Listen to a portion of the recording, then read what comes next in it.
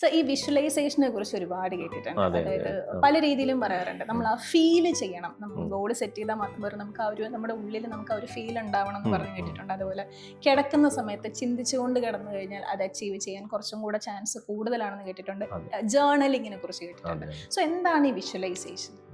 നമുക്കറിയാം Usain bolt 2017 അദ്ദേഹത്തിൻ്റെ അവസാനത്തെ അത് റിട്ടയർമെൻറ്റ് റേസ് ആയിരുന്നു. പുള്ളി പറഞ്ഞു I am 31 years old now, so I am retiring from athletics എന്നൊക്കെ പറഞ്ഞു. അപ്പം അതുവരെ 10 ഗോൾഡ്, അതായത് ഒളിമ്പിക് ഗോൾഡൊക്കെ നേടിയ വ്യക്തിയാണ്. Fastest man on എർത്താണ്.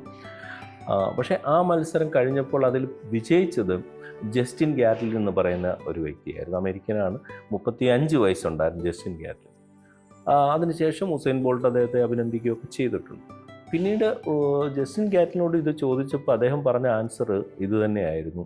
ഞാൻ എല്ലാ ദിവസവും, കഴിഞ്ഞ കുറേ വർഷങ്ങളായിട്ട് ഞാൻ ഓടുകയാണ്, പക്ഷെ എല്ലാ ദിവസവും അദ്ദേഹത്തിൻ്റെ പുറകിലായിരുന്നു ഞാൻ.